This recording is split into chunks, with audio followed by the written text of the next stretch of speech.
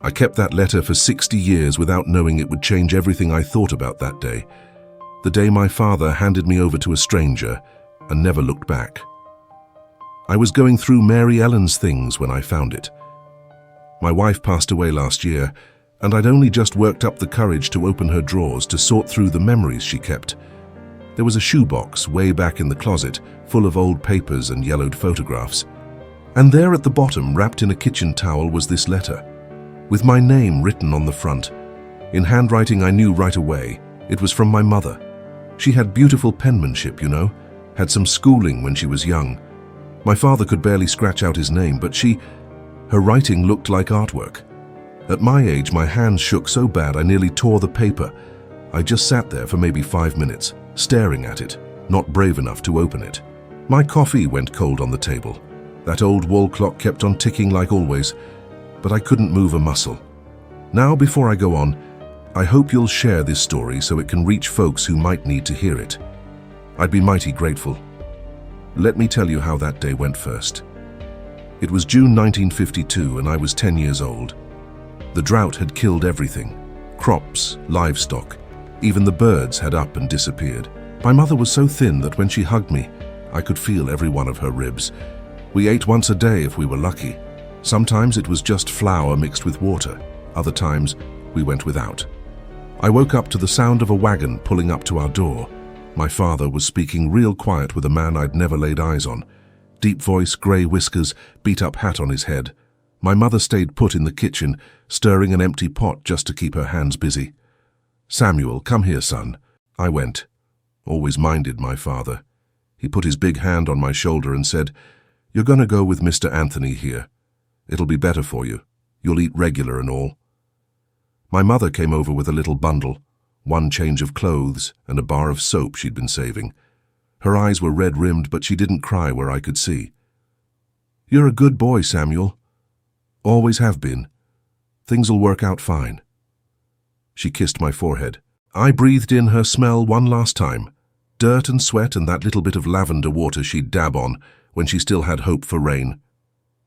Mr. Anthony helped me up into the wagon. There were several sacks of corn in the back, and I remember thinking, so that's what I'm worth, a sack of corn. I watched my father grab one of those sacks and haul it toward the house. My mother stood in the doorway with her hands twisted up in her apron. She didn't wave goodbye, didn't call out, just stood there still as stone. When the wagon started rolling, I turned around to look. My father had come back and put his arm around her shoulders. They both stood there watching until I couldn't make them out anymore. That picture got burned into my memory forever. The two of them getting smaller and smaller in that doorway until they were just a speck, then nothing at all. The road was nothing but dust and ruts. That wagon bounced something fierce, made me sick to my stomach. But I didn't say a word to Mr. Anthony, just sat quiet watching the dead trees roll by.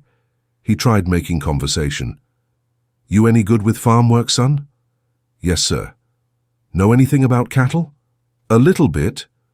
But I didn't want to talk. Felt like bawling, but I held it in. Learned early that men don't cry, not even when they're just boys. Mr. Anthony's place was something to see. Big white farmhouse with a wraparound porch, shade trees everywhere, and a well with one of those old hand pumps. Looked like a different world to me. His wife Grace met us at the door. Sturdy woman with kind eyes, always wore a clean apron. "This the boy, Anthony?" "Yes, ma'am. This here's Samuel." She looked me over good. "Mercy, he's skin and bones. We'll have to put some meat on him." They showed me to a little room off the back of the house. Small bed, one chair and a shelf on the wall. Felt like luxury to someone who'd always slept on a straw mattress. "You'll work mornings, study afternoons. Sundays you rest some, but there's always chores. That sound fair?" "Yes, ma'am." That first night, lying in that strange bed, I finally let myself cry. Cried real quiet so nobody would hear. Had this ache in my chest, wanted nothing more than to run on home. But home to what? More empty bellies? That's how my new life started. Up before dawn to milk cows and tend the animals. Afternoons I'd sit with Mr. Anthony's kids learning my letters. Evenings I'd stand at the window looking up at the stars, wondering if my folks were seeing the same sky. Years went by. I grew up, filled out, became a man. Learn to read proper, handle money, make deals. Mr. Anthony treated me near like his own son. Grace did too, always looked after me. But one thing never left my mind: why'd my parents give me away like that? Did they ever think about me? Was I just too much trouble? When I turned 18, Mr. Anthony sat me down. "Samuel, you're grown now. You can stay long as you want, but I expect you got some wandering to do." He was right. I wanted to see what was out there, maybe try to find my folks. But I was scared too. Scared they might be dead. Scared they might have forgotten all about me. "Think I'll stick around a while longer, Mr. Anthony?" I stayed 5 more years, until I met Mary Ellen at a church social. She was the cobbler's daughter, had these brown eyes that lit up when she smiled, sweetest voice you ever heard. Had me completely tongue-tied. We courted for a year and married in late 1961. Mr. Anthony gave me some land, helped me build a house. Grace taught Mary Ellen her recipes, treated her like her own daughter. We had 3 children, John, Peter, and Anna, beautiful kids who never knew what it was to go hungry. I never told them about my real parents. When they asked, I'd just say they died when I was small. Didn't even tell Mary Ellen the whole truth. She knew Mr. Anthony had raised me, but never pushed for more. I was grateful she didn't pry. But sometimes, when I was alone, that old longing would hit me hard. Missing a mother I could barely remember, a father who'd handed me off without looking back. Did they have more kids after me? Did they ever regret what they'd done? In 2018, Mary Ellen took sick. Went fast, 3 months and she was gone. Left me rattling around in this house we'd built together. After we buried her, I started going through her things. Wasn't being nosy, just missing her something fierce. Wanted to smell her perfume on her dresses, look at the pictures she'd saved. That's when I found the letter. I stared at that thing for days without opening it. Finally, one morning I decided to face whatever was inside. My hands were shaking so bad I almost ripped the paper. The letter was small, written on tablet paper in that handwriting I'd know anywhere. "My dearest son Samuel." Just that first line had me crying like a baby. "If you're reading this, someone found a way to get it to you. Don't know if you can forgive what your father and I did, but you need to know the truth. The truth. After 70 years, I was finally going to know. When we gave you to Mr. Anthony back in June of '52, things were so bad we couldn't see any other way. The drought had killed everything. Your daddy went out every day hunting for work and came home empty-handed. Watching you get thinner every day was killing me. I had to stop reading. My coffee had gone stone cold, but I didn't care. Mr. Anthony had a good reputation, treated his workers fair. When he said he'd take you, that you'd eat regular and maybe get some schooling, your father and I cried all night long. But it was the only chance you had. To live. They didn't give me away because they didn't want me. They gave me away to save my life. Hardest thing I ever did, watching you climb up in that wagon, not understanding why we were doing it. You were so little, so good about everything. Didn't fuss, didn't cry where we could see. I remembered. Being good, doing what I was told. After you left, we held on for 2 more months. Your daddy picked up some work here and there. I took in washing when I could. But the drought just wouldn't break. My heart started pounding. I knew what was coming next. I passed in late August, your father 3 weeks after. Before I died, I had our neighbor Mrs. Sarah write this letter and promised she'd get it to Mr. Anthony. Told her if you ever got married, to give it to your wife to decide if you should see it.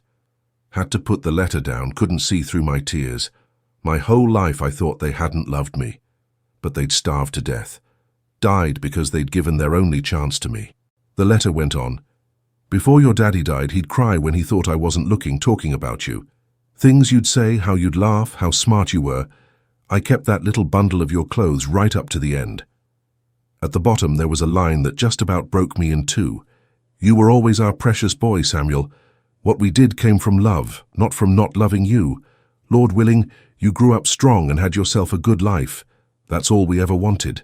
It was signed, Your mama who loves you always, Rosemary. I don't know how long I sat there holding that letter and crying from sadness and relief and missing them and being grateful all at the same time. My whole life I figured I'd been thrown away like trash. Turns out I was their most precious thing, Loved more than I ever imagined. I thought about my own kids, my grandchildren. Could I have done what my parents did? Given up one of my children to save his life, knowing I'd never see him again? Don't think I could have. They were braver than me. Better parents than I knew how to be. Everything changed inside me after that day. When I see corn at the market, it doesn't hurt anymore. When I think about that wagon ride, I don't think about being abandoned. I think about sacrifice. I put the letter in a frame by my bed. Morning and night, I say hello and goodbye to it. Closest I can get to my folks now. I told my children the real story. John got all choked up, said he finally understood why I always wanted to give them everything. Peter couldn't find words. Anna cried right along with me, said, now she knew why I was always so protective. My grandkids know the story too. When they complain about something, I tell them about their great-grandparents who gave up everything to save what they loved most. You know what? I think my parents would be proud. Raised 3 decent kids who turned into good people, got 7 grandchildren who respect their elders, built an honest life on the foundation of what they sacrificed. Mr. Anthony died in 1985, Grace 3 years later. They were real parents to me, gave me chances I never would have had otherwise, but now I know I got to them because my birth parents loved me enough to let me go. After I read that letter, I called up John. Son, did Mary Ellen ever say anything about a letter? She did, Dad. Said someday when you were ready you'd understand. She was scared of opening up old wounds that hadn't healed yet. My Mary Ellen. Even after she was gone, still taking care of me. You listening to this? Ever had something like this happen? Ever found out that something that hurt you was really done out of love? Sometimes we carry around grudges that are really blessings in disguise. We go through life thinking we've got everything figured out, that we understand why people do what they do, but sometimes it takes a lifetime to learn we had it all backwards. What looked like abandonment was really love. What felt like rejection was really sacrifice. Now when I look back, I don't see that dusty road as an ending. I see it as a beginning. It was the path my parents carved out with their own hands, even while they were starving, so I could have what they never did. Maybe that's what real love is, letting go when every part of you wants to hold on.